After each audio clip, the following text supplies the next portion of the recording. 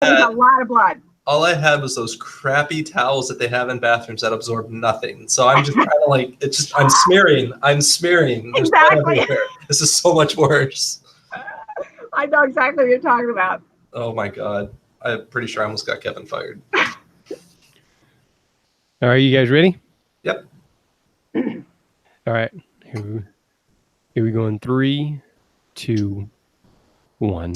What's up, y'all? Welcome to the Sports Medicine Broadcast, Cramping Science Research with Dr. Sandra Fowkes-Godek, coming back on the podcast because last time we crammed so much in 1 hour that we didn't even get to talk about the research. So again, if there's anything cramping related you want to know or heat illness related you want to know, then either Dr. Kevin Miller that we talked to just recently or Dr. Sandra Fowkes-Godek who we're talking to today is going to be the go-to authority. They're going to know the answer or be able to point you in the right direction. And if they don't know it, then it probably doesn't exist. So I've got my friend Mike McKinney doing most of the questioning here, and he's been heading up this series, doing a fantastic job. This is sportsmedicinebroadcast.com/cramping science research. Again, sportsmedicinebroadcast.com/cramping science research. So Mike and Sandy, welcome back to the podcast. You bet. So just get everybody caught up. I think if they go back and listen to the last podcast, they will kind of find that we left off talking about where is research taking us. And so we kind of looked at talking with Dr. Kevin Miller about maybe the limitations of where research was taking us from the neurological and just hardcore muscle physiology side of things. But I was really excited for this because now we have all this new research that I'm selfishly wanting to listen to as well. I'd probably be watching this podcast if I wasn't a part of it.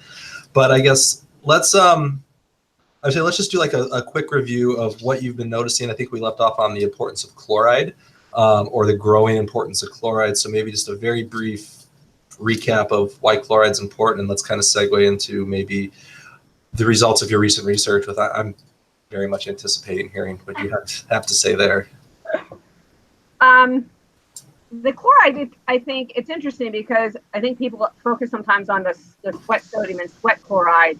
And I've done research looking at, crampers versus people who don't cramp and whether or not their sweat sodium and sweat chloride are higher, and they really aren't. So that kind of is confusing, I think, and I think Kevin has found the same stuff where you don't really find any difference in their sweat chloride, sweat sodium. You don't find any difference in really anything that I've looked at in the field, where we collect blood samples before and after guys are cramping. I've collected blood samples when somebody is cramping on a day that they're cramping, and then come back and do them like the next day when they're not cramping, and compare everything I can do in like my field lab.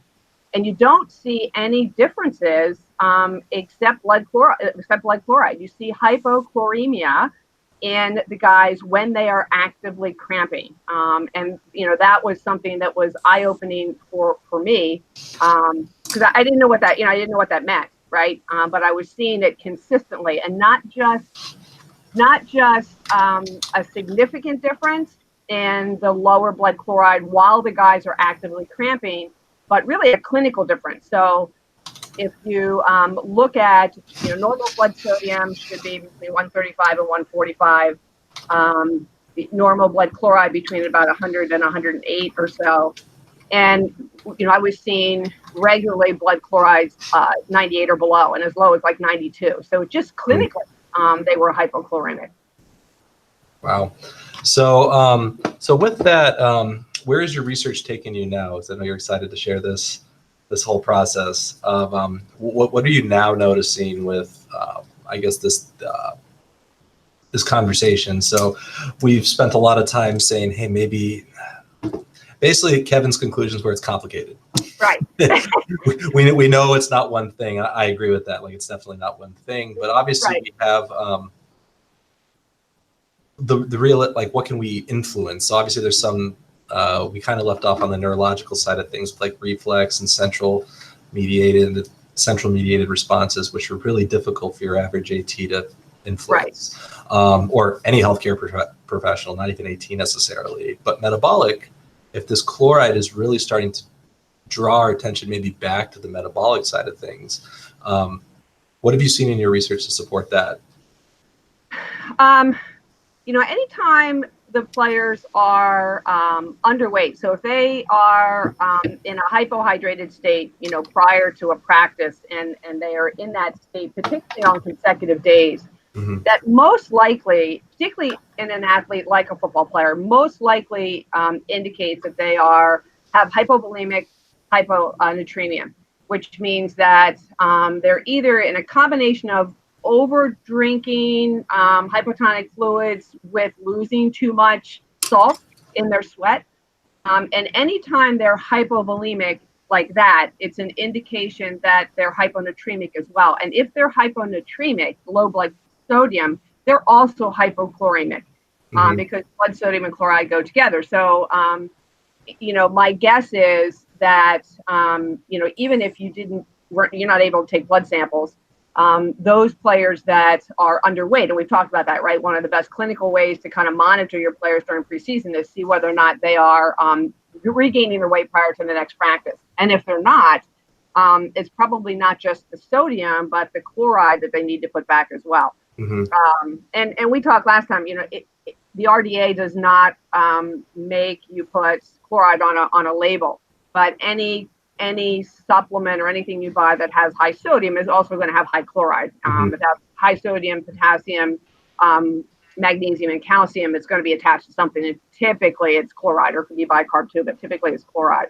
Okay. So, we've been successful in putting the salt back, so to speak. But my opinion is, and what my data would show in the field, is that keeping the players in a normal state of chloride balance, so keeping them, say, above 102, 103, 104, as far as blood chloride goes before practice, is pretty preventive when it comes to cramping. That's good to know. So with the preventative side of things, and I know we talked about this briefly with, obviously, I think to me was unexpected results of the IV side of things. Like obviously super, and with your work in the NFL, that's considered practice in the NFL, not even just they IV everybody, is the unintended consequences of, hey, maybe that's working not because of hydration, it's working because it's spiking their chloride levels, which with like my thought process, it in fairness went from, hey, hyperhydration can lower sodium. I didn't expect chloride to spike that much. I think that was shocking for me. But one of the other things is, I think from a diet standpoint, we had this question after you had to sign off, where it really seems like, for lack of a better term, a Mediterranean diet is high in chloride, because it's got magnesium chloride, sodium chloride, a lot of brine olives and things. Feta cheeses, all sorts of things that like we associate with Italian, Greek fish, that Mediterranean triangle. Absolutely. Have you noticed any changes among, practically speaking, with players as far as their approach now? Like, hey, chloride is starting to show, since it's starting to show up, is it, I guess, where's the balance? Do they say, oh, I'm not worried about sodium as much anymore? And kind of how do you, because I know clinically speaking, how does that affect your interventions? I think a lot. I'm a huge advocate in putting the sodium and chloride back in the diet, right? So there are some drinks out there that have high sodium and high chloride, and that's kind of where, at least in a couple groups of people, that's where the research has focused. My research in one, and I think NASA in the other, where the drinks have high sodium, particularly high chloride, which means you have to attach it to something else, which is, once again, typically magnesium and calcium. We stay away from the potassium, because we've seen that high potassium in guys that cramp. We see the high potassium in preseason. So in thinking that we probably don't need so much potassium, they get that in their diet, that we want to put the chloride with something else. But the Mediterranean diet, you're right. And one of the things that I work very closely, really more with the registered dietitians than I do with athletic trainers anymore. And that's typical of different groups of athletes. But, in dealing with the registered dietitians, they do go to that kind of diet. You know, the olives and the pickles and the peppers and the feta cheese, like you said, that's standard at training camp now. I mean, that kind of food is really standard, and that's typically what I talk to the players and I talk to the registered dietitians about, that let's try to make sure these guys eat 4 good meals a day, and they typically have a snack too, right? And that they're putting that stuff back. Soup is great, right? So the other thing we make sure is that there's always 2 kinds of soup, that they are able to have a good variety of food that has high sodium and chloride. Yeah, we definitely have a team that went to Costco and bought a whole lot of 8-ounce cans of chicken noodle soup because I made them. I was like, hey, this is EBP. That's what the study said. It works. It does. I don't have a stake in the chicken noodle soup company. This is what they used. Right. And then they were sure, and I highlighted it in their methods and handed it to them. I'm like, oh, I'm not even making this up. They said Campbell's. So, but I think that's interesting because I think a lot of the ideas around diet, I think everybody's looking for that silver bullet of, hey, we use it. I like using something like the right stuff and things like that. But we're very transparent with our athletes and saying that that's step 3 or 4. I want your diet. And a lot of these things, and this, I think Jeremy and I talked about this with Dr. Miller a little bit after we concluded with you, is, well, what do we do as ATs? And I'm like, if you get the parents involved in diet, just include these foods with dinner on like a Wednesday, and they're going to be in better shape for Friday and things of that nature. Right. Have you noticed, so obviously like we're looking at now chloride levels on the other side of things, have you noticed any increases? Are there any health conditions associated with, chloride spikes? Is that being associated with any health conditions we might see? I always worry about that when we say we need a supplement, electrolyte, what's it attached to? Right. So the sodium, obviously in some, particularly the football population being, larger and the potential for hypertension and things like that. I think, if you're worried about something like that, you talk to the physician, if they have diagnosed hypertension and they're on, some type of ACE inhibitors, then it's helpful to talk to a physician about it. But most of the doctors I've talked to, the internal medicine guys that I've talked to over the years, kind of feel that as long as you don't have players that are hypertensive, that during preseason, and this, once again, the other thing that I talk to the players and parents about and other ATs about is, this is not a diet necessarily that they have to use through the whole year. Now, hockey might be different and basketball might be different, right? And I know that's your area. So that's clearly, it depends on where you are in the season. So in football, obviously it's really important in preseason in the beginning, the first month, depending where logistically you are. If you're in Miami, it's different, than if you're in New England. Mm-hmm. But I tell them, come the cooler season when they're not losing as much, and they get into a more of a routine, and football actually easier, as than hockey, because they're playing once a week and they've got time to recover during the season. So once you get out of that preseason, or even the summer workouts, which can be problematic for football, they should be fine. They don't need to eat a real high salty diet. In my opinion, most of them don't. During the regular season. Now, hockey's different, right? So hockey and basketball, then you're dealing with, I always say, it, not just during the year, but in playoffs, right? This time of the year is horrible for hockey because the guys are traveling, they're in Florida, the rinks get hot, right, Mike? I mean, you think about, everybody thinks that ice hockey, the rinks are cold. The bench in the rinks are not cold. They've never been to the Garden. So underneath TD Garden is North Station. So there is a train station underneath the ice rink at TD Garden. When we used to play there, the temperature in that arena, I was too hot in this. Like, I could have covered that game in a t-shirt and gloves. Like, it's and the ice is awful too, but that's a whole humidity on the coast in May is not great. We did data collection a couple times in preseason hockey at the Wells Fargo Center with the Flyers. And, I was doing, every time I collect data anywhere, I do environmental readings. And the environmental readings on the bench, the wet globe was like 60 degrees. Yeah. So it was not cold. Like in the practice center in Voorhees, it's, 40, 35 or 40. But, on the bench, I was taking environmental readings on the bench, like you said, it's not cool. And there was times, like, I took the Kestrel from in middle season out of our soccer facility once they were done. I put it on the bench, and we had humidity readings of 65% on the bench during practice at 2:00 in the afternoon. And it's like, those guys are soaking wet. They come off, there's steam rising off them, right? When you go into the locker room, there's steam coming off of them. So if you don't work hockey, if you've never worked hockey or in that environment, you don't understand how hot it can be for those players. Yeah, so that's like that, because that's like the thing I like to always steer this not even an argument, this discussion towards, and I'm sure majority of your work is with football, but right. Obviously with your work traveling out into, I know you've done, I think there was some athletes you've worked with that I think won the Hawaii Marathon and the Ironman, yeah, Kona, yeah. Which is, got guys we're doing data collection this year. My 2 grad students, that's the data collection. We're doing triathletes, and we're actually hopefully collecting data in Kona. And talk about warm and humid, So it's that all this, I think, because the argument always comes back to, well, football. I'm like, hey, there's a lot of sports that are football that honestly I've seen it firsthand that have much higher sweat rates than football. Hockey is the highest I've ever done, Mike. So my 3 heaviest sweaters, 2 of them at 4 liters an hour, were NHL goalkeepers. Big, tall, lanky. They weren't real. They weren't like an offensive lineman, but they're 6'4". You know what that body type's like, right? Yeah.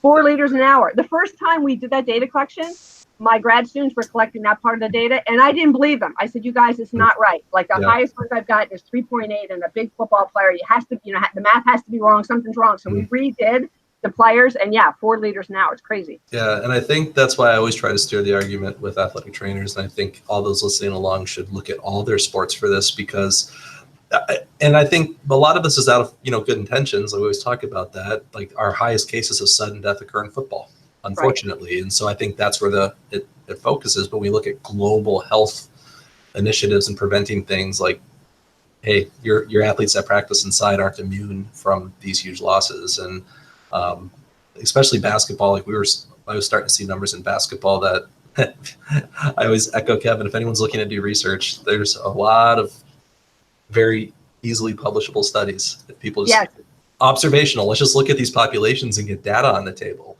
Exactly. So we have a place. Let me ask. When you talk about this, let me ask you something. So you guys are clinicians too, and my feeling is that everything is linked. So much of this stuff is linked to football. Number one, because of the deaths, and you're right, because of exertional heat stroke. Although we now know cramping has nothing to do with exertional heat stroke, right? Correct. But everybody thinks that, and this is such a big thing with me, right?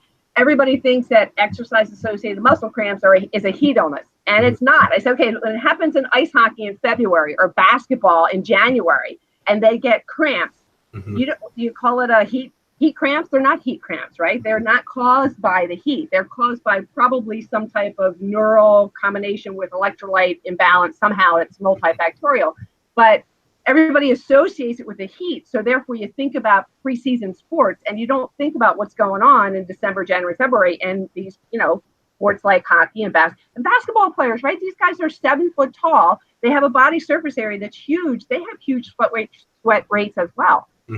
Right. And it's not cold in a basketball arena. It's 65, 70 degrees. Yeah. And I think, and we see it across all, like I saw it in hockey constantly. I'd never see it in the second period ever. It was 100%. I kept track of this because I was curious. It was always in the third period, with the same people. So I was checking off the boxes of history of cramp. And then these are people I had actually sweat tested. So I knew they had crazy high sweat rates that I think actually met some of the outliers that you've observed on both ends, high sweat sodium and high sweat rate, crazy, and high skill player. And I'm like, this is not helpful. Like my coach needs them 2 minutes left in a game, in a tight game. And then they also check the other boxes if it's always the same place. And so some of these places we fixed with, in one of the cases, we actually prevented with exercise. Like we did all the dietary interventions you can imagine, but what ended up fixing him was a movement pattern approach to try and reduce fatigue in certain patterns at certain points in the game. Really? Yeah. So essentially the fatigue aspect took him. And then there's another one where we thought he was gaining weight during practice, but when we tracked him over time, no, he was getting his water back during practice. So he was that chronically under, which is that's a population that's difficult. I've seen 3 of those since I've been here where we're like, no, you're over drinking. But the reality is they're getting caught up because that's their drink window is practice. Like they don't touch anything. Before that, right. So you have to educate them about putting that back prior to practice. Yeah, outside of food. And then once we corrected that, it wasn't an issue for 3 years. Wow. Just done. But I think it's because he was hitting a fatigue point. Plasma volume was so low. Right. As like basically, and I love this analogy from Kevin, he didn't have plasma volume to donate to sweating. So he was having all sorts of problems like because of that. Like we're not even talking about sweating, just the role of plasma volume in aerobic capacity, thermal regulation and those sorts of things. So right. We do notice that quite a bit. But one of the other things that like I've done, I'm sure you've heard about this, is I wanted to go because foods that are also high in chloride also happen to be fairly spicy in some cases too. So this emerging field, I just want to get your thoughts on it. I know there's not a lot of research here, but this idea of how capsaicin or these spicy type products is, I mean, I have no conflicts of interest, but I had a bottle of Cholula hot sauce that worked. It worked, but I was approaching it from the angle of, hey, is it the chloride? Is it something stimulating those oropharyngeal reflexes? I just kind of wanted to get your thoughts on that because that's fascinating to me. That's signaling, and I just me too. And I read everything that comes out that has come out, and you're right. There's not much out there, but my first thought is that's a stimulation of the oropharyngeal receptors. It's a neural response similar to the way that you consume mustard or vinegar, and that might alleviate cramps. I mean. And Kevin's done these studies, right? It's not emptying from the stomach and getting in the bloodstream. It's not that, right? It's not a circulation thing. It's got to be coming from something neurologic that's somewhere between the mouth and the stomach, right? Yeah. And that's kind of the way I feel about that too. Yeah, and it's just I'm just fascinated by that whole process because it's like now it opens up an entire other set of questions I would have for people with your research, because you've looked at this is, do you think that would have a potential to affect resting membrane potential? So now if just like medication, so if you take a lot of medications over time, like your tolerance to that medication is based off of receptors. Right. I would have a hard time thinking something that influences the nervous system, even though it's not a medication, wouldn't eventually, if you keep giving it to somebody, do you have to keep giving them more to get the same effect? Yeah. Do they have a tolerance to that? I don't know. You would think that your body would adjust to them taking that, frequently. I guess my thought is they're probably not taking it often enough. Like it's not probably a daily thing because most people are taking that when they do cramp, right? So it's hopefully it's not a preventive measure. It's a, this is how I treat it, right? So because there's two things we think about. I always get the question of, what do I do when my athlete's cramping? Well, when they're actively cramping, probably not a lot, except give IV fluids, which is going to bring chloride up, and they stop cramping, whether it's plasma volume or whatever it is, or a combination of things, they typically stop cramping. But short of that, what can you do immediately? Maybe try some of these other things, whether it's the, spicy stuff or whether it's the pickle juice or whatever that might work for some people, but clearly that doesn't work for everybody. Yeah, because that's why I tell people hot sauce is a hard sell for somebody that's really deep into exercise, especially maybe they've been crushing very salty things that might have some light laceration in their mouth, and then you throw hot sauce. Yeah. You might people can't tolerate that, right? Some people can't tolerate that in their stomach. So and now you've got gastric upset. So it's guys, sort this one out. That's really interesting. So, and I think like moving through there, it's like this idea of active cramping. So one of the limitations we briefly talked before the podcast started that Kevin said in his podcast was we don't actually know what people look like as they're actively cramping. You've seen this. And so can you just take us through, I mean, we talked about it briefly, but what have you seen in the data of somebody goes down with a cramp? I'm correct to assume you've actually taken their blood while they're having a cramp on the field. I'm just curious what those numbers look like. So I have about 4 or 5 years of consecutive data collection of looking at those things. And Kevin's going to kill it. Kevin's been wanting me to publish this for years, and I kind of sat on it for a while. So I tried to figure some things out because I was seeing things. But one of the good things about working with the same team is you identify problems, and we started to decrease the number of cramps we had, right? So the first couple years I may have been collecting data, maybe we had 20 guys that cramped, right? In that first week or so. And then the next, we kind of identified problems. We were doing some interventions. We were giving some supplements. And then we started to decrease the number of cramps we had. So I had less and less data over the course of that 5 years, which is a good thing, right? And that's kind of where we are now. Now, the other thing I want to throw in there is, in 2011, the NFL had the change in the CBA. So they went to the,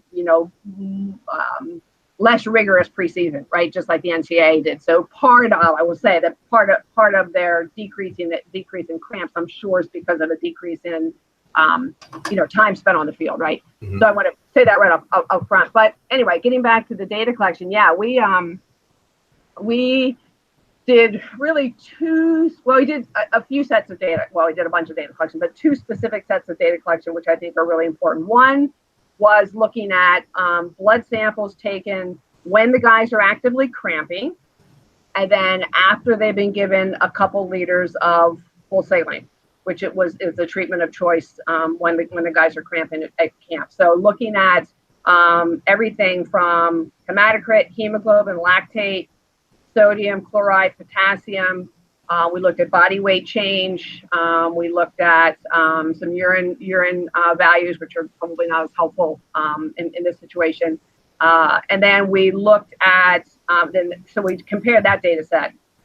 And then we looked at data in players that cramped, and then the same guys after a similar practice when they didn't cramp. So we had the same players, and I think I had a set of 13 or 15 guys when they cramped, when they're actively cramping, and then typically it was the next day after the same practice. So if a full padded practice usually is when they're cramping.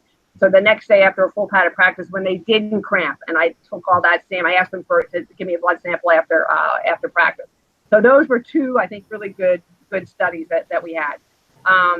So what I saw in the guys while they're cramping, and then after they get 2 liters of IV fluids, right? So you're taking blood, and this is where you and I were talking. It can get a little crazy in the training room, right? So you can imagine these guys are laying on the table. They're actively cramping, most of them systemically. So one of the things I really kind of wanted to look at was not just the guys that had like calf cramps, the guys that had multiple muscle cramps, and we're talking, and you've seen this, that most clinicians have seen this, right? We're talking about in football, pecs, forearms, calves, anterior tib. You're talking about quads, hams, low back, like they're in multiple muscle cramps. So fortunately, I was able to work with good internal medicine fellows. Mm-hmm. And a couple of the years, the fellows were very into it. So their goal, when they put the IVs in, they put the catheter in, and then before they hook up the IV fluids, they give me 10 mLs of blood. Oh, so, wow. I was going to ask, I was like, are we talking like a little earlobe? No. 8 to 10 mLs. They're pulling a full, because I got to put it. So the funny thing is, and I typically had one person helping me, we have like, we have syringes of blood, right? So you got to run them down and my lab is close, right? So I set up my whole lab there at camp. So it's right around the corner. But I've got to put the blood into different cuvettes and different, the hemoglobin, hematocrit. I got to put some blood into vials that are heparinized and things like that, so we can keep it. And we have spinning other blood for serum osmolality. And so you can imagine you've done this kind of work, right? I just want to pause real quick. I don't want that amount of blood to be lost on people listening along, because I think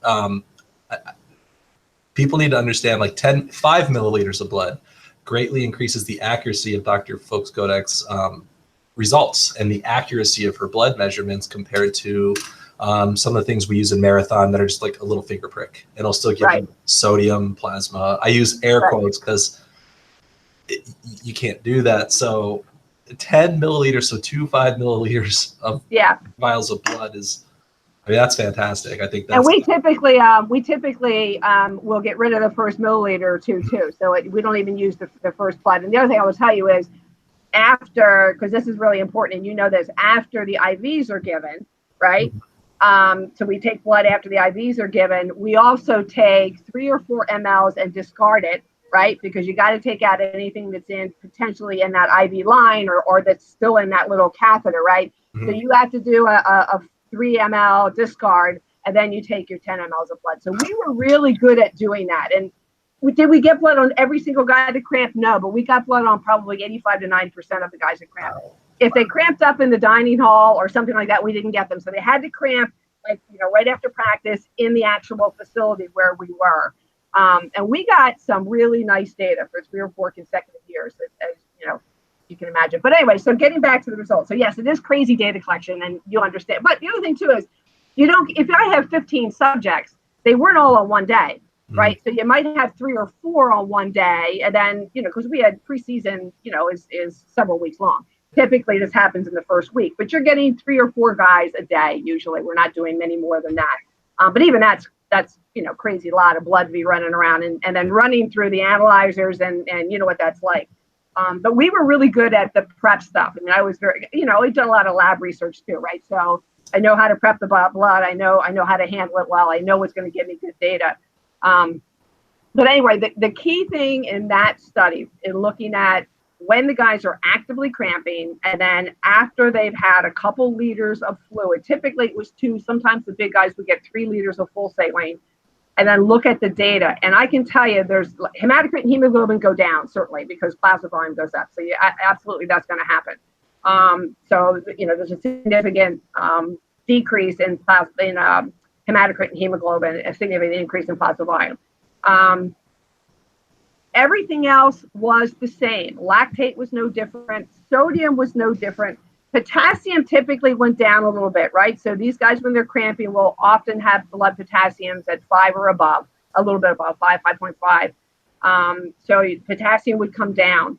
But the one thing that always went up was chloride. Chloride would always go up from whatever it was, and it was in the 90s almost all the time. So anywhere from 92 to 98, which is hypochloremic, it would then go up to 102, 103, 104. So there's a significant change, which was not just it was not just significantly higher, but clinically different, right? That would always go up. Other than that, the guys were no more, they were not dehydrated. We would do serum osmolarities, right? And that one study that I'm talking about, serum osmo when the guys were cramping was like 288, so they were not really dehydrated, so to speak. They were not terribly dehydrated, when they cramped. Yeah, and I'm. Oh, sorry, I talked too loud. This was picking up. But I've actually got the data for my study up right here, and I was just looking at. So I was taking blood from people while they were running on a treadmill in a heat chamber at 80 VO2 max, and same thing. So they're not cramping actively, but they're just what you said. Their osmolality all the way down the line. On average, I'm like looking at this. It's all within normal. Right. Normal. Right. People are losing 2% body weight. Right. Well, probably the most important. So that was an important study, and that gave me an idea that certainly the plasma volume could play a role. Certainly, if there's an osmo receptor in the gut or something for sodium, that could play. An osmo receptor somewhere that could play a role. But the chloride going up, I think was like a key finding for me. Mm-hmm. But the other interesting thing, the other study that we did was taking those same players, right? So I had 12 or 13 players that cramped, and I got the blood, same data collection, right? Take that 10 mLs of blood while they're cramping, and then ask them for 10 mLs of blood after a practice. So it was still after the practice, you almost always the next day when they didn't cramp, and then compare that data. So I've got the same players when they cramp versus when they don't cramp. Mm-hmm. And once again, there was no difference in serum osmolality. There was no difference in hematocrit, hemoglobin, sodium, potassium, no difference. There's no difference in body weight loss. They were both like 2% body weight loss. Serum osmolality was normal, right? Mm-hmm. The only difference was blood chloride was low when they cramped. Blood chloride when they cramped were in the 90s, and when they didn't cramp, it was in the hundreds. And that one hasn't been published yet. No. So my call to you is that has to see the light of day beyond this podcast, because that's fascinating, because all these interventions, like I think we're getting lucky because we're focusing on sodium, right? But it's the chloride side of things that might actually be what's helping. And so I think that law of unintended consequences, like, it's sodium, this is why it's working, and actually has nothing to do with it. It's just the bonded chemical So like, yeah, it could be magnesium chloride. There's lots of really good forms for you attached to magnesium. Plus, hey, we need more magnesium in our diet too. Exactly. So let me throw another thing in here. So it very well could have more to do with the anion gap being off when the guys cramp. And there's more than one thing that could cause that, right? So if you're talking about systemic cramping and it's something electrolyte related, right?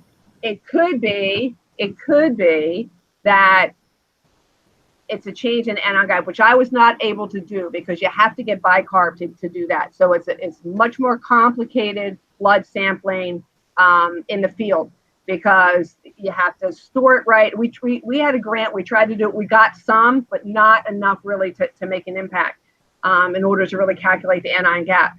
But my thought is, and I actually reviewed a paper that was never published, and this was probably 15 years ago, and my opinion was it should have been published because they did a similar kind of data collection in a college, and I won't tell you who it was or where, but they did a similar data collection in a college where they took the guys when they were cramping or when they weren't cramping, or maybe they had a different group that wasn't cramping. But anyway, they did find a difference in the anion gap. They didn't calculate that, which was interesting. They didn't use that data to calculate that way, but they found differences in chloride, they found differences in bicarb, but they didn't really calculate the anion gap, which I did, right? Because I had the data. But I think that there are other things that can mess up the anion gap. One of which is a change in bicarb. So could it be, because this goes with the fatigue, and this goes with the work, right? This goes with the guys that cramp are typically the ones that are working really hard, right? Whether that's hockey or whatever. Like you said, it's in the third period. They're blowing off a lot of CO2, right? Their anion gap is changing. Could it be that part of cramping comes from the hyperventilation and the change in the anion gap because of the change in the bicarb? Because bicarb displaces, so if you look at the anion gap, and it's complicated here to talk about it, but bicarb will displace chloride. So maybe the chloride is low because something else is causing it to be low. It's not because they're losing it in their sweat. And both Kevin and I have done data collections looking at sweat, sodium and chloride in crampers versus non-crampers, and it's no different. The sweat, sodium and chloride in guys that cramp is no different than the guys that don't cramp. But it could be that, go ahead. I was gonna say, so you'll like this, because one of the things, like we briefly talked about this 3 years ago, and I didn't stop thinking about it. We're in the process of trying to get to test people with spirometry, but we want a CO2 sensor in it because I'm still convinced this is part of it, just because it's physiology, and I think just for those listening along, nothing happens in isolation, and so when you're dealing with physiology, so it's like if I have someone that's hyperkalemic, there's lots of there's a reason that's so problematic. There's a reason rhabdo occurs and things like that. So, and it could be that just certain people are more prone or more sensitive to that that change. You know what I mean? So the question would always be, well, there's a lot of guys working hard, and anion gap might be off, and other players that aren't cramping. But I don't know. Maybe it is a sensitivity to that. This more in people that are prone to cramping than not. I don't know. Because I think that's what was what we're looking at. Because obviously, clinically speaking, like you said, in a research setting, measuring that is difficult. So it's even borderline impossible for me. But if there is a link between CO2 blow off that we can draw that line, now I have a practical clinical measure that's accessible. Right. Or still going to cost money, but more accessible than needing a whole room full of blood equipment that I could never repurpose what I did my research with. But see, that would also explain Let me jump in real quick. You guys are talking about bicarbonate. Isn't that what like Alka-Seltzer or Tums? Isn't that what Tums has? Sodium bicarbonate. Mm-hmm. Yeah. And so, what is because I've heard of lots of marathon people saying, just grab a handful of Tums and you should be okay. So how does that connect? I think it might, and for some people that does work. The problem with taking a lot of bicarb or things with bicarb is it's not typically, most people can't tolerate it very well. It causes real stomach distress. And that was kind of an ergogenic aid that was played around with probably 20 years ago, 25 years ago, right? And it can work because it helps to buffer, but it also is difficult to take that way, right? So it's difficult to ingest because it causes stomach upset. But you're right. Along those lines, you would think if it was tolerated and absorbed, that it could potentially work. Yeah, so that's what I'm thinking. Like if we look at this is cardiopulm, so this is clearly leaving what we were talking about, or maybe not. If we can control respiration, that CO2 exchange rate, does that start changing that anion gap to where it's manageable? Because we know through the research he brought up, like, yeah, we know once you have a cramp, you're more susceptible for the next 60 minutes once it occurs. Right. Okay, but how susceptible? Can we at least dial that volume back simply by just getting breathing under control? Yeah, I mean, maybe. Yeah, isn't that interesting to think about that? Yeah. Yeah, and that's just something we see. Like we're always trying to talk with people, calm them down, and get their breathing rate just so we can communicate. But it's again, the good intentions byproduct of sodium could actually be chloride. Getting people calmed down could actually be normalizing respiration rate, just so you can have a conversation. Yeah, I mean, you're right. That nothing happens in a vacuum, right? So when you're dealing with all these things going on, the interventions, that's probably why more than one intervention works, right? Yeah. Because there are multiple things that play a role in the anion gap. So if you give them chloride, for instance, it will normalize the anion gap. So giving the IVs doesn't really change the sodium, because IV saline has the same amount of sodium as blood, right? It has 154 milliequivalents and blood has 135 to 145, but it has significantly more chloride. So if blood chloride is 95 and you're giving 154 milliequivalents of chloride, just bringing chloride way back up. So it's normalizing the anion gap, right? Yeah. And that's where I think like interventions like that can actually become more accurate, because now they might just be looking at, okay, well, how much IV do they need to restore chloride? Right. Might be significant. I don't know this. Might be significantly less than to restore just plasma volume. Right. And then we can focus on oral rehydration, diet, and all sorts of other things that honestly, a high school AT can do that, and I can do that because that's affordable. IVs are not affordable. Right. No, exactly. And they're not practical. I mean, yeah, you can't do that, right? So, but I can tell you, so when I still am at camp and looking at the players that are the problem players, right? So they're the ones that I always get, who is a group of 15 guys that are typically, they're young guys coming in because they haven't been fixed yet and they haven't been studied yet. But I can tell you, and this is not, I don't have the ability to publish this because it's for just clinical interaction with the players, right? No. If I can have a player start practice with a blood sodium above 102, so if their blood sodium is 103, 104, they will not cramp. Mm-hmm. If I have a player that has a blood sodium bordered on 100, they have a potential to cramp. If they're in the 90s, I can tell you they are most likely going to cramp. Mm-hmm. So my goal is always, now I have the ability to take blood before practice, right? So the good thing is I'm able to watch that, right? So if a player has a blood sodium or blood chloride of 98, they might be able to get an IV, right, before practice and bring that blood chloride up to 104. Now, my goal is always, as we talked about coming to full circle, the diet, right? So if I can get these guys to eat a diet that's high in sodium and chloride, right? So chloride for me is the key. So if I can get their diet, such that blood chloride is in that 104, 5, 6 range, I'm telling you, they're going to be fine. And you can just talk to the players and they know. I mean, they can feel when they're not feeling right. And you know that, right? Any clinician that's been around players are like, I'm going to cramp, Mike. I'm going to go, right? I feel it. Yeah, they'll tell you it's coming. It will not be a surprise. Exactly. And they'll tell you days that they feel really great, I've had them skate by the bench in game and like literally yell at me, it's coming. It's coming. And then they come back and then they get off the ice and just like fall down in the hallway. And it's just like, at least I knew you were coming off the ice with something.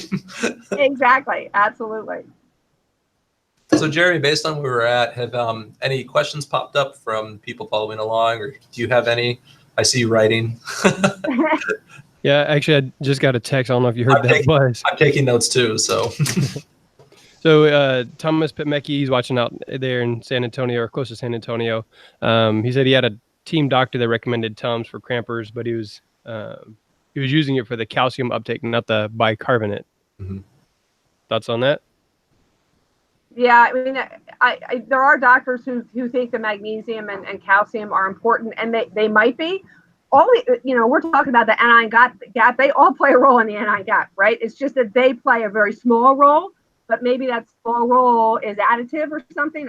I don't know. I mean, once again, if nothing happens in the vacuum, and if we're talking about changes and having an abnormal anion gap causing potentially cramping, any of those kinds of ions could play a role. Well, and I would add the king of the castle and the gatekeeper is always going to be gastric emptying. So even if we're talking about what is occurring at the receptor that's causing actin and myosin to, by the time that person ingests calcium for it to have its intended effect, I would say it might help them later, maybe beforehand, or there's no time in the 4 quarters of a football game for, I think, that to not only be, it'll leave the stomach, I won't deny that, right, but filter through the bloodstream and get to where it needs to be so the calf doesn't cramp. Right. I would argue that would be quite delayed. Yeah, I agree. And once again, that's a question you always get from clinicians is what do I do to treat the cramp when it happens? Well, stretch it. Exactly. Do what you typically do. Yeah. All right. And then Lindsay Lochran wanted to go back over again the foods that are high in chloride. I know you said that at the beginning, the Mediterranean diet, but can you hit that again? Sure. I think what we were looking at is, you're going to find like tomatoes, lettuce, olives, seaweed. I know that's becoming more and more popular to find. And that's obviously that's less of a Mediterranean. I live in Boston and we have a lot of Asian dominated foods, and seaweed is becoming more and more just readily available for me to find in the grocery store. But I think things of that nature. And then I think, what is it? Walnuts or almonds? Oh man, I'm trying to think of. I don't remember. We do a lot of the Mediterranean. We do a lot of the Asian food, soy sauce and things like that. The problem with chloride, once again, is it's not on labels. Yeah. So unless you do some digging. Almonds and cashews. Almonds and cashews. There you go. I knew I was missing, and quinoa I know has it too, whole grain breads. And so I think all the trends we're seeing here is it's just like if I know there's obviously the argument against processed foods, but just a whole foods and a balanced diet, you will get a lot of this. And I think it speaks to some other, obviously we have some food insecurity, discussions to have. I know the high school I started my career at, food insecurity was a problem. So a lot of kids were getting their food from the cafeteria. Right. But even still, it's just like, we can find almonds, we can find cashews, you can find wheat breads, you can find olives, even if they're out of a jar, not at Whole Foods out of that olive bar. Right. 90 different varieties. Right? Yeah. Cheeses, spinach, and then and dressing, like salads and dressing. So it doesn't have to be a high fat diet. You can find those kinds of foods that have that high chloride. Yeah. And then Emily Anna Stein said, can you go back and discuss specifics how you used exercise to prevent cramps?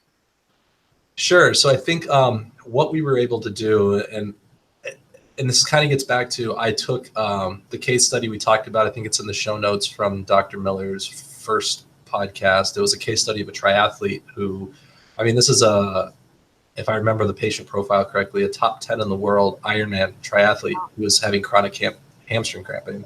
They did everything, all the metabolic, IVs, literally everything. And what cured and reduced this individual was a 26-week glute activation program, 1 day a week.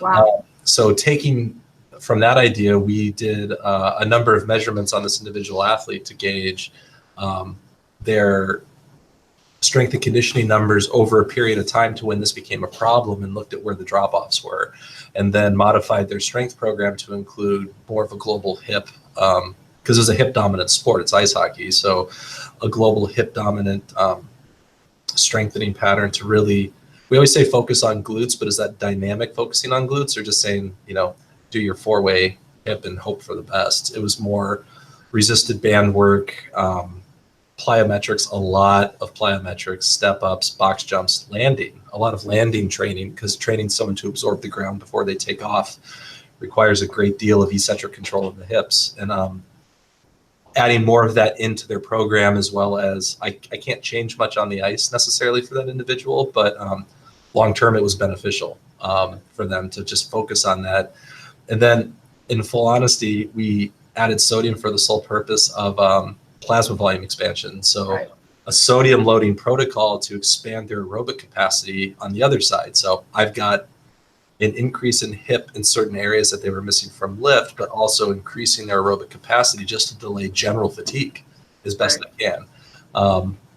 That's a moving goalpost because some games are different than others. Some rinks are hotter than others, or I can be up at St. Lawrence where the starting temperature in the rink is 34 degrees. So that happened.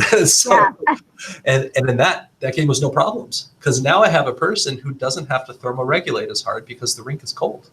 And so now their fatigue is going to be less. And so I think that's an important piece as well, which I don't know if that answers her question directly, because it just means it's more complicated than it is simple. But identifying how they're fatiguing is a big piece of it, because sometimes it's also just a conversation with the coach. Maybe all their strength numbers are fine. It's like, hey, we have to maybe not limit their minutes, be more strategic with them. So maybe we don't load them up at a certain point in the game because we got to rely on this person.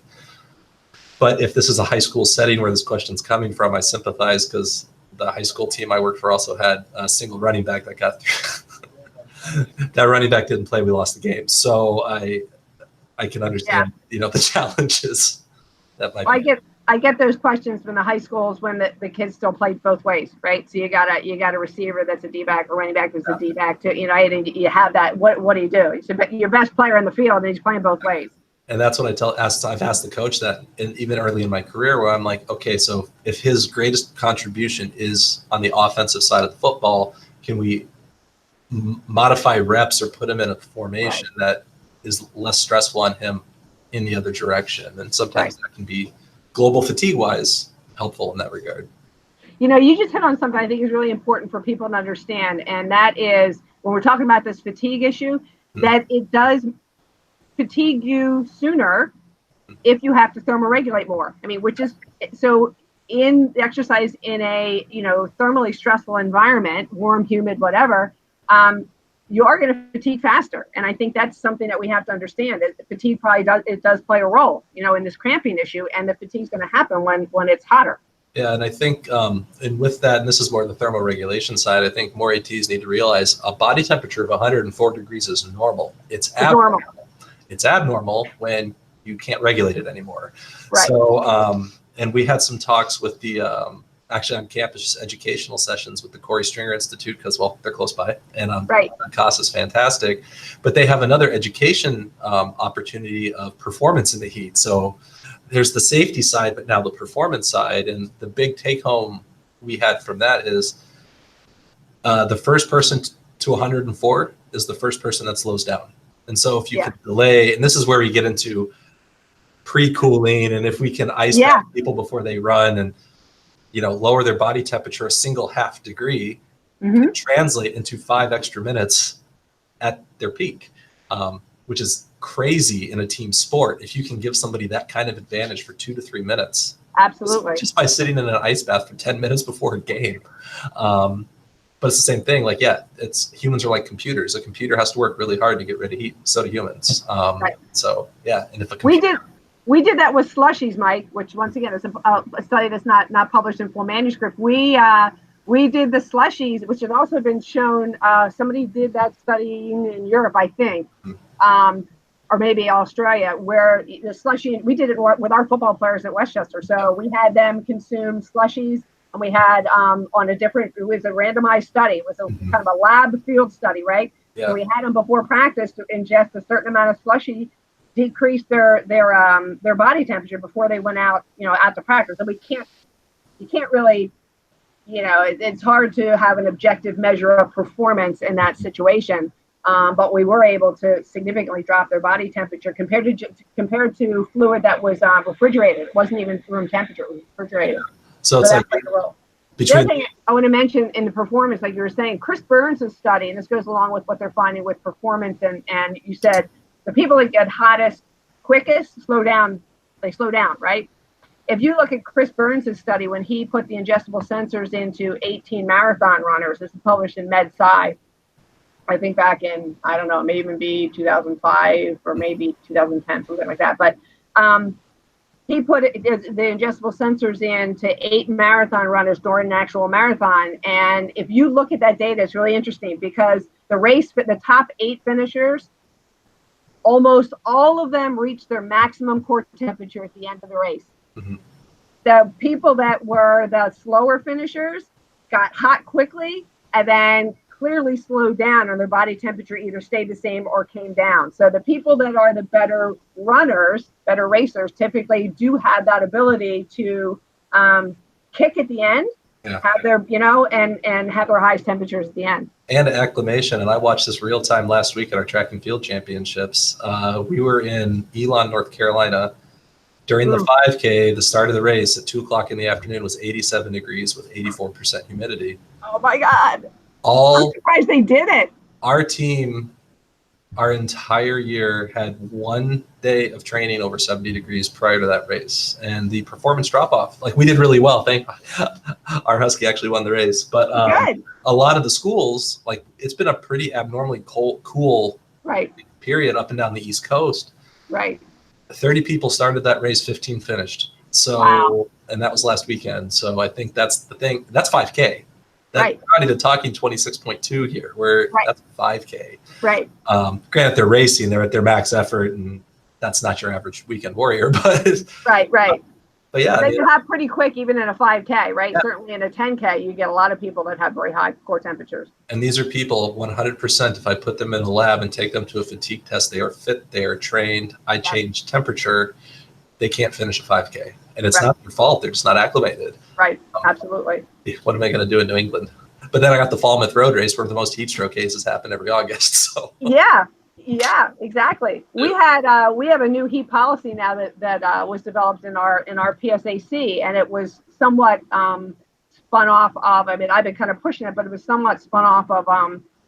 We had our field hockey team go up to Boston in August, and it was ungodly hot and humid up there this past August, and they had to change the game time. I mean, we had conference calls and everything because it was just too hot to play. Yeah, the last 4 years we've had to throw the red flag in the middle of August, in the middle of September. Last 4 years, we had to move practices, cancel practices. Everything was before or after sunup, sundown. And it's like, this is Boston, this is New England, and so it's like, it happens here too. It's not just a Southern thing. Right. It's frequent in the South, but it still happens here too. Hey, can we go back to the slushies real quick? Describe what that means. Like, is that just you go to the 7-Eleven or whatever it is and get buy a slushie and have them chug that? Actually, we did. We had them drink. I think it was. I have to go back and look at that data. I think it was 7.5 mLs per kg of body weight. I think that's what it was. But it's published in abstract form. But we had the players. I actually got a slushie machine in the lab, so that I had it there. We were making the slushies right there, which went over great, by the way. I can tell you, it was like the best preseason I had to open it up to everybody. We did it in football, but we had all the soccer players and hockey players. We had to kind of say, okay, everybody can do slushies. We'll just, everybody come in and do it. But anyway, so we had them. It was a fair amount, I will say, over a half an hour time period. They had to drink a fair amount of the slushies in order for us to cool them down. And I based it on the other data that I think maybe it was not Australia. There's another study. They call it an ice slurry. So the title of that is ice slurry ingestion. If you look that up, I forget who did that. They did it in runners, and they also found a significant decline in core temperature in consuming that. But it seems to work in lowering, we were talking about cramping. I don't know if it does anything about cramping, but it certainly will lower body temperature before practice.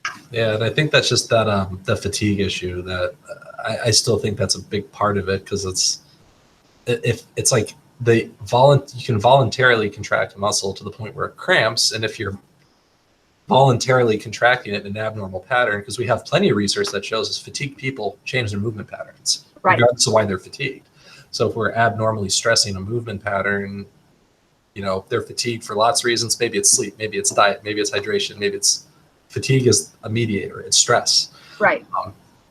And I think you see these more like old wives' tales, really common in the endurance community. I always tell people this.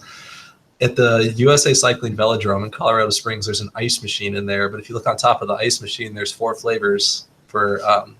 Really? The ice machine's also, it's like the really thin, you can make a slushie out of it. I was going to say, you can have like a snow cone out of it, right? Yeah. So this is like a group of people that have figured this out, probably through trial and error. Like, hey, if I basically crush flavored ice for 30 minutes and then go on like a 10K race, I do better. I start cooler. I don't have to, and they all do it. They're all like trying to like water themselves down, and everyone does this. And I think we should really pay closer attention to that. I know the research is catching up and saying, yeah, we have ingestible thermistors, so we know the one that gets hottest last is the one who wins. Right. And yeah, it doesn't matter how good you are. I've had elite marathoners drop out at the Boston Marathon. The one year it was unseasonably hot because they peaked at I'm at 24 point and something. I wasn't this year, but when I'm typically there, and if abnormally hot, that's what it's almost like they're so fine tuned. They can't get past. There's a mile and a half to the finish line after me. That's it. They feel it, say nope, and they drop out. They get on the bus and go home. Yeah, exactly. So wasn't it really hot this year? This year was like almost the worst. So it started out super cold, like where hypothermia was a problem because it was raining all morning. And then right about the time the elites finished, the skies cleared and it got up to about 65, 70 degrees, which is very problematic for your 4-hour, your 3:30 plus 4-hour marathon runner. Right. Absolutely. From a heat stroke standpoint. And I've treated marathoners even in the 2:30, 2:45 for heat stroke, but that's rare. That's really rare. It's mostly, not as acclimated. They're training in New England. I mean, the race is in April. So right, exactly. So they're not acclimatized. Yeah, for sure. I'm a fan of the, having a cold pool, cold tub, something like that. I mean, I know it can be really problematic for, athletic trainers to have, and I'm not talking about, people coming into your training room and sitting in the whirlpool, but having access to cooling down, particularly on days in preseason where you have multiple practices. So soccer, runners, whatever. Yeah, and I think that's, and I get on this, I didn't get on it with Kevin because it's an easy soapbox for me to climb about evaluating research. I think there was the meta-analysis, I think that came out last year, or maybe the year before, about there's no effect on strength. There's actually a negative effect on strength gains because of ice bath. I'm like, okay, I'm not saying that's not true, but there's an entire other body of research that says I can have a very positive effect as well with it. Right. If we're not talking about, so it's a total double-edged sword, but I'm like, if I cool somebody faster, I have a greater parasympathetic response. Exactly. Globally, which is going to be that recovery we're all seeking. Right. Now, is it the right time of year because of strength gains? It might not be. So that's why maybe during preseason or acclimatization, you don't use that because we need those strength gains and that acclimatization to happen. But mid-season for an abnormally hot day, yeah, it's fine.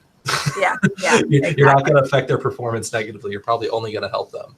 Right. So kind of going back to the slushy real quick, Thomas asked another question. He's like, would something like using Gatorade powder or maybe like a really concentrated Gatorade be beneficial? Or I know you mentioned that there's just flavoring you could put on the ice. And again, the focus is lowering the core temperature, but could you do 2 of those things at once? Yes. And I was like, the problem that is those logistics. And one of the products, and I mean, Dr. Fowkes-Godek's really upfront about this with her work, consulting with Levelin and things like that, is something that I think they were able to do that most other companies haven't been able to do is their products freeze. It becomes a block of ice. So it might start as a slushy, but then you can't eat it. It's literally ice. Where depending on, and I know we tried this with Levelin, the composition, like we tried to kind of pseudo make a slushy. It wasn't like a true slushy.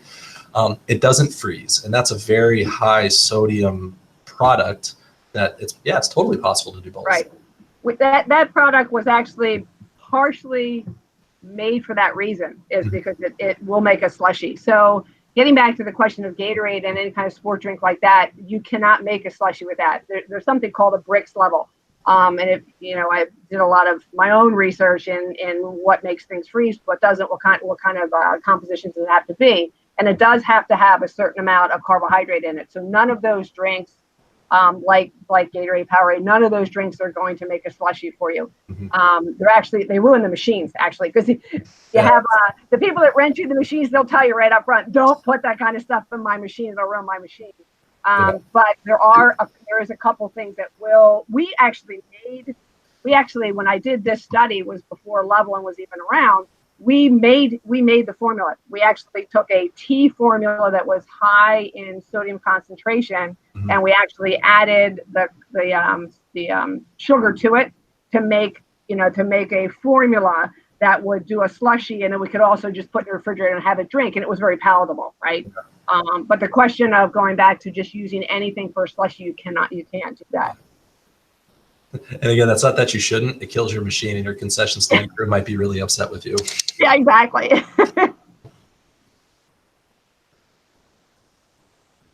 Good. Cool. Yeah. So I mean, I don't really have any other questions. I always ask people that do a lot of research and teach this question. It's kind of the way I like to wrap things up is, like, with these types of topics, who are you? I mean, you do a lot, so a lot of people are like reading what you produce, but who are you reading, like in this field? Like, if people want to learn more, like, what are the names and people that they should look to, of like speaking at conferences, writing articles in magazines, or peer-reviewed articles and research, just looking in that direction? I don't know who's doing it, other than the people that are out there that have been doing this for a while, Kevin and myself, and Marty's Wellness, and some people like that are still doing the cramping stuff. There's it's kind of like the same players as far as I can tell, whether NATA people or people that are presented at ACSM.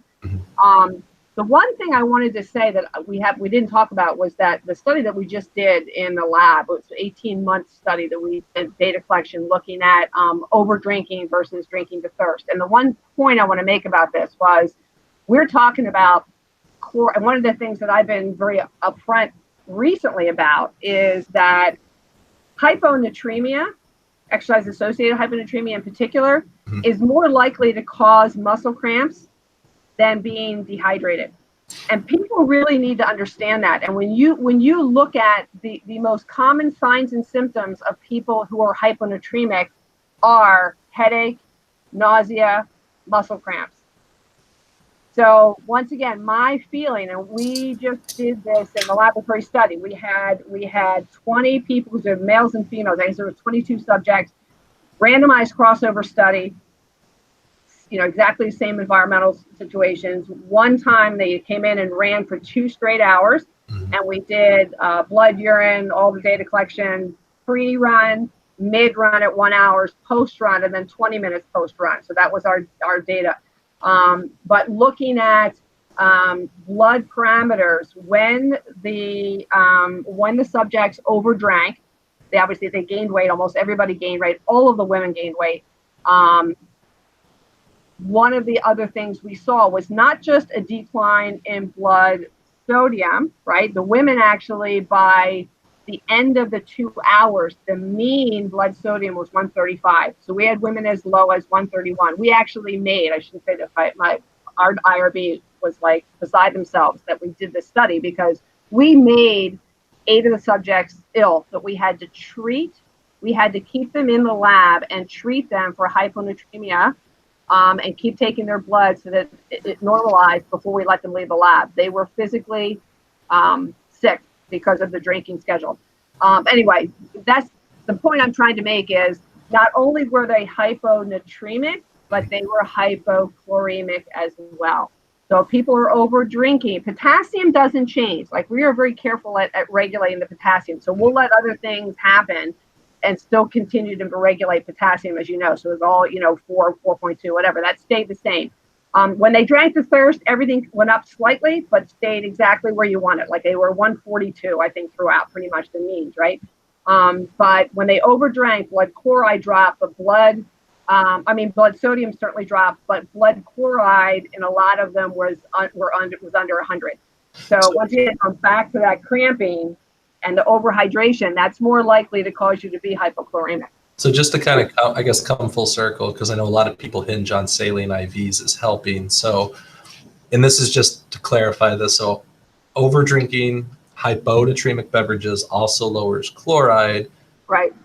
How is that different than the saline IVs increasing chloride? I'm not following you. So I guess like when we said like people would get IVs, their chloride would actually increase.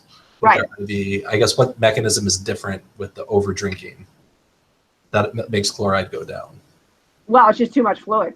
Okay. It's just too much hypotonic fluid. We were having them drink water, but any kind of hypotonic, sport drink would do the same thing, right? Because different people have done that studies. Yeah. But it was simply the overhydration. The overhydration. We were looking specifically at if you drink to a predetermined schedule.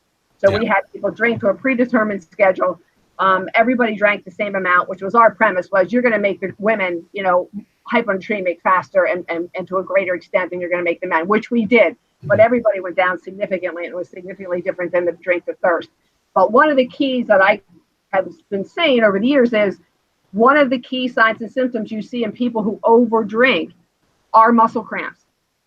So, that once again gets to an electrolyte imbalance, and you're more likely to cause that hypochloremia if you overdrink.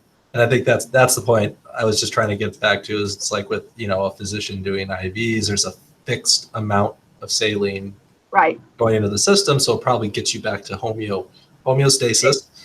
And then for those that overdrink, they would say go beyond what that physician is doing with the IV. And now you reach almost like the other side of that bell curve. That's going down. Right. Well, in that case, like if you have people who are really overhydrated, you need, as an athletic trainer, you need to treat that with hypertonic. So we were giving them bouillon, right? So very concentrated chicken bouillon in order to make them get better. I mean, the treatment from a physician standpoint is a 10 cc bolus of hypertonic saline, which we're not allowed to, we can't give. But getting back to the other thing I want to mention about the IVs is, if you're giving IVs for trying to treat muscle cramps, make sure that it's full saline and not half saline. Mm-hmm. That was one of the things we have changed over the years in treating the football players who are cramping. The old kind of thought process from years ago was to give a liter of full saline and then a second liter of half saline and dextrose or lactated ringers. But we stopped doing that because we want to make sure that there's enough sodium in it, right? Yeah. And I really want to drive that point home because I'm very well aware, I think we all are, that now, and this is a good thing, that's now becoming part of an AT scope of practice over the next couple of years. And so that it's not just, I just throw a line, you're dehydrated. It's in addition to universal precautions, infection and entering a vein, that intervention still has to be well thought out beyond just I'm hydrating somebody. Absolutely. Just to add that to the conversation, because there's a large number of us I was taught that via my research and my training there, but the standard AT, even of my experience and older, has not been taught that unless they were in settings where it was dictated. So right, and to go further, Mike, you're right, absolutely right about the athletic trainers, but a lot of the physicians don't know that. Mm-hmm. So we kind of, we work for physicians and we kind of think that they're all up on this kind of information and they aren't, right? So even the internal medicine guys, unless they're in tune with hyponatremia and these kinds of issues, they may not be thinking along those lines. Correct. All right, I got two things. One, Ryan posted a link from livestrong.com about how to freeze a Gatorade into a slushy. So I'm going to put that link in the show notes so that we can have that. But if you're watching live on the Facebook, you can go through the comments there, and Ryan's posted that. So hopefully you can make your Gatorade slushy as we've discussed here. And then last week, Owen Eisminger asked about the recommended water break timing. So like at football practice, they'll build in, all right, we usually at our school, we do 5-minute periods. So they'll say, okay, every fourth period is a water break type thing. And I know that you and Dr. Miller have both recommended free access to water. But do you have a recommended programming for water breaks, or is it just have the water there and they drink whenever they want? I will always champion freely available and not scheduled water breaks. Because if we're going to go drink to thirst, to prevent a large number of issues, not just hydration specifically, it has to be freely available, because there are cases that have happened that even if it's every 4 periods, that extra period, maybe they needed to get to it in the third, and that could have avoided a medical emergency. We don't know that for certain, but we need to avoid that conversation ever having to take place. Yeah. Yeah, my thought is always that, like, same thing. Just if you have cold water, they will typically drink cold water, more than warm water, and that also may help in cooling a little bit. My overall feeling is what keeps your players on the field is the break. Taking the break, taking helmets off of the football players and allowing them to cool down a little bit is probably more important than the actual fluid. And if they're not thirsty, they really don't need to drink. So the other thing too is if you have a scheduled break, everybody thinks they have to drink. There's a lot of times in football practice where they don't have to drink, right? It's not the fluid they need, it's really the break that they need. So in that case, a scheduled break for the break itself is probably helpful, not necessarily a water break. And I think we're very well aware. I know that requires a culture shift in some football settings, because right. I know, and this is not right, but I know it exists, that athletes are considered weak if they drink water. If they drink too much water, they're not in shape. So that's a conversation I believe all athletic trainers in that situation have to have with their football coach, because it's not just based on our feelings or people being called soft because they need water. It's a very sound medical argument that is now honestly supported in court by position statements, right? To drive that free access and not have scheduled water breaks. Right. All right, well, that's all the questions, comments I have. There was Alyssa Brown had mentioned the thermal regulation and cramps, which you guys covered that plenty with the slushies and the lowering the body temperature, or any of the having to cool yourself down fatigues you, which adds to the cramping factor. So you guys, I feel like you guys covered that pretty well there. So Dr. Fowkes, you were kind of talking about your research, and then, and Mike mentioned some of the people you were reading. You feel like you got to adequately discuss what you were doing there in your 18-month study? I think so. I mean, part of it's going to be presented. Part of it was presented last year at NATA, and part of it's going to be presented this year in NATA as well. Oh, good. I mean, it is a really good study. I mean, it's one of the best ones I think we've done in the lab that's really shown huge. It actually very much supports the newest NATA fluid replacement paper. It kind of disputes some of the scheduled drinking, which is what it was about, right, from the old paper. But it very much supports the idea of drinking to thirst. If you don't know sweat rates and things like that, but drinking to thirst is the way to go. Yeah, it's really funny. It took away a talking point from some of my presentations, because I used to harp on our position statement was from 2000. So I can't do that anymore. So I have to. Can't do that anymore. Now it includes all the research I've had in my presentations. So it's like, read the position statement, please, if you're following along. It's very, very good. Yeah.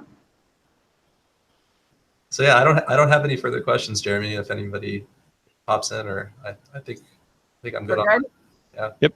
All right. So as they were just talking about NATA, if you can't go to NATA, then you can check out MedBridge and use the SMB as your promo code, and that'll be a great way to save some money and get your CEUs there. Of course, NATA will be great, and I might even try and get Mike to sneak in and live stream Dr. Fowkes' presentation, because I know he'll be super excited, but we can't tell anybody, right?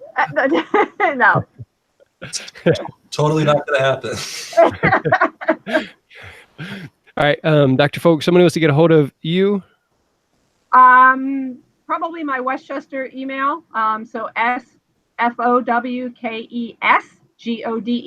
It's the two last names at WCUPA.edu. So it's Westchester University of Pennsylvania, WCUPA.edu. And again, I'll have that there in the show notes, sportsmedicinebroadcast.com/cramping science research. Mike McKinney, email, same thing. Again, MCKENNEY at northeastern.edu, right? Yep. And then I also forgot to say, you can chat to me on Twitter too. Like I'm still on Twitter at McKinneyATC. So yeah, and I follow too. Did I say .edu or .com? Mine's .edu as well.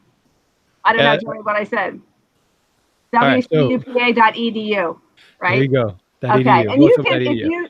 if you Google the Heat Institute, it'll take you to Westchester, and you can always find me there too.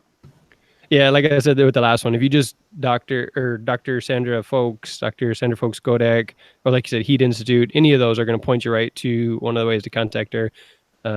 Easy to find contact information on. Right. So. There's not very many Fowkes-Godek people out there, so. Definitely my first interaction, so there we go. All right, some of my partners, Frio Hydration, they may be even help you out with the slushy station there. I don't know, but we kind of mentioned the right stuff or leveling as possibilities for making your slushies. Dragonfly Max is going to be hosting the NATA Podcast Lounge. Myotech, Hoist Hydration. That's something I really like for the isotonic drink. So I know we talked about hyper and hypo, but this is an isotonic drink that I like to use there. So this is sportsmedicinebroadcast.com/cramping science research. Dr. Sandra Fowkes-Godek, again, lots of knowledge, and I'm sure we could continue going on for a while, lots of different topics. And I look forward to meeting you in person in Las Vegas. And then my friend Mike McKinney, always helpful in just kind of pushing the sports medicine broadcast forward. We've already got some stuff planned for next year where we're going to be talking about how strength and conditioning can really help athletic trainers. And so again, sportsmedicinebroadcast.com/cramping science research. And for Sandy, Mike, and Jeremy, that is a wrap. Thanks. Thank you. You.